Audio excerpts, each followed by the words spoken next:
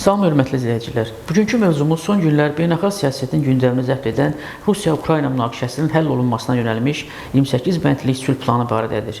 Qarşıdakı dəqiqələrdə bu sülh ətrafında aparılan müzakirələrə aydınlıq gətirməyə çalışacağıq.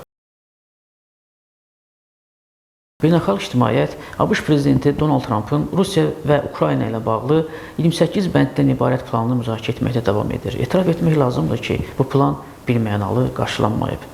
Bəziləri bunu ABŞ-ın münaqişənin həlli üçün yeni yanaşması kimi görür, digərləri isə onu necə həyata keçiriləcəyi ilə bağlı suallar verir. Xüsusilə Ukrayna prezidenti Vladimir Zelenski xalqa video müraciətində ABŞ planını belə xarakterizə edib. Ya ləyaqətin itirilməsi, ya əsas tərəfdaşın itirilməsi riski, ya çətin 28 bənd, ya da olduqca ağır qış.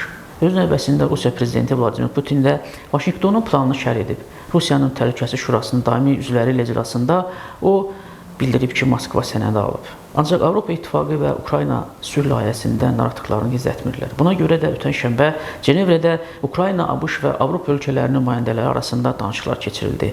Qərb analitikləri vurgulayırlar ki, 28 bəndlik plan böyük ölçüdə müharibənin dayandırılması ilə bağlı artıq məlum olan Rusiya tərəflərinə bənzəyir və Ukrayna onlarla razı deyil.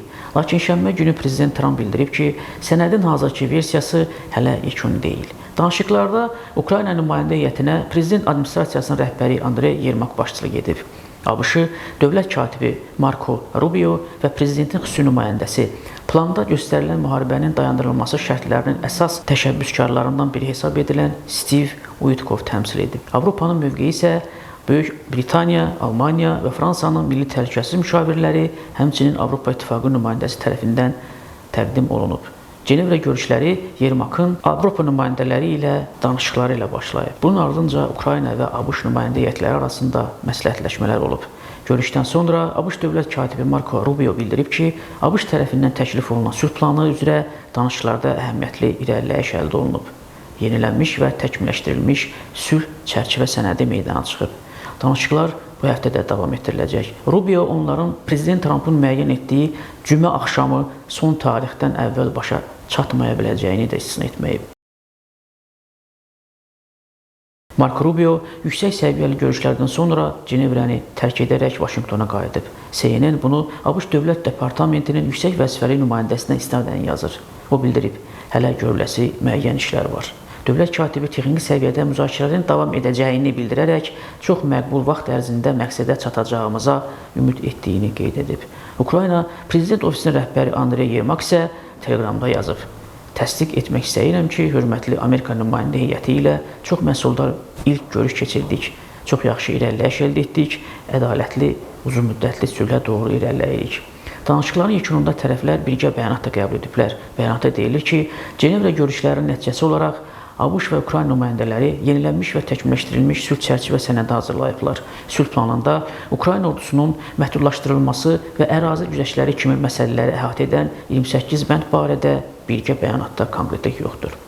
Ukrayna nümayəndə heyəti bəyanatda müharibəni bitirməyə yönəlmiş tükənməz səylərinə görə Trumpa təşəkkür edib. Tərəflər qarşıdakı günlərdə Avropa tərəfdaşları ilə əlaqəni saxlayaraq ortaq təkliflər üzərində işi davam etdirməyə razılaşıblar. Ağ Ev isə əlavə bir bəyanat yayaraq bildirib ki, sülh planının yenilənmiş versiyası Ukrayna üçün təhlükəsizlik təminatlarının gücləndirilməsi nəzərdə tutur.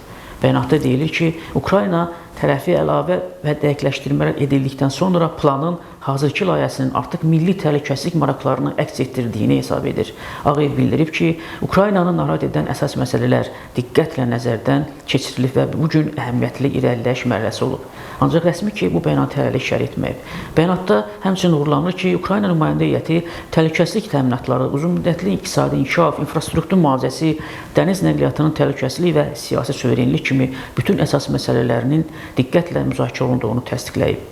Bundan öncə Rubio jurnalistlər bildirib ki, NATO-nun rolu da daxil olmaqla bir sıra məsələlər üzərində hələ işləmək lazımdır. Lakin onun komandasının Trumpın irəli sürdüyü 28 bəndlik sülh planı üzrə həllini tapmayan məsələlərin dairəsini daraltmağına nail olub. ABŞ dövlət katibi ümid edib ki, saziş cümə axşamına qədər əldə olunacaq, lakin bunun daha çox vaxt tələb edə biləcəyini də istisna etməyib. Tramp bildirib ki, cümə axşamı son tarixdir.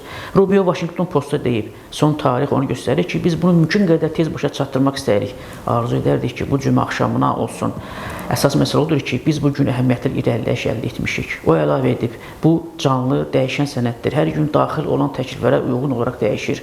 Onun sözlərinə görə Amerika və Ukrayna komandaları sülh planını bəndlər üzrə nəzərdən keçirir, düzəlişlər edir, iziyyətləri yumşaldır.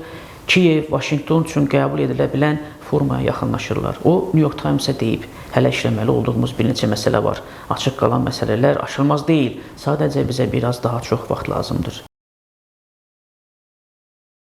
Əlavə danışıqların bu həftə üçün planlaşdırıldığı, lakin detalların açıqlanmadığı bildirilir. Reuters yazır ki, ABŞ və Ukrayna rəsmiləri Zelenskinin ABŞ-a mümkün səfərini də müzakirə edirlər.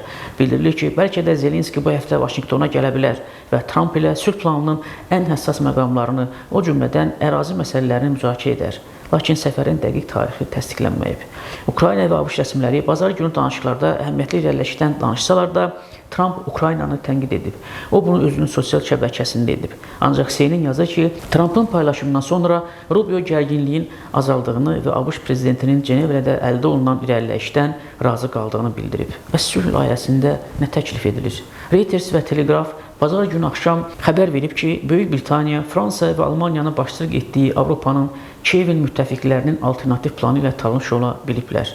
Reutersin məlumatına görə alternativ plan Ukrayna ordusunun sülh dövründə sayının 800 minlə məhdudlaşdırılması nəzərdə tutur. Halbuki ABŞ planında bu rəqəm 600 min göstərilir. Bundan başqa, ABŞ planı Ukrayna ordusunun ixtisarı və NATO-ya daxil olmaqdan imtina ilə yanaşı, Ukrayna qüvvələrinin hazırda nəzarət etdikləri Donetsk vilayətinin bir hissəsindən çıxarılmasını, habelə Xerson və Zaporojye vilayətlərində cəbhə xəttinin dondurulmasını nəzərdə tutur. Hər iki region hazırda Rusiya nəzarətindədir. Bütün bu imtinaların əvəzində Kiyev etibarlı təhlükəsizlik zəmanətləri almalıdır. Bəs bütün bu proseslərin hamını razı salacaq sonluqla yekunlaşmaq şansı varmı? Son xəbər budur ki, ABŞ prezidenti Donald Trump Cenevre danışıqlarına ümidlə baxdığını açıqlayıb. Sitat: Rusiya və Ukrayna arasında sülh danışıqlarında əhəmiyyətli irəliləyişin olması həqiqətən mümkündürmü? Görünə qədər inanmayın. Amma yəqin ki, yaxşı bir şey baş verir. Sitatın sonu. Bizə isə sonu gözləmək qalır. Belə, əziz izləyicilər, sağ olun, gələn görüşlərədək.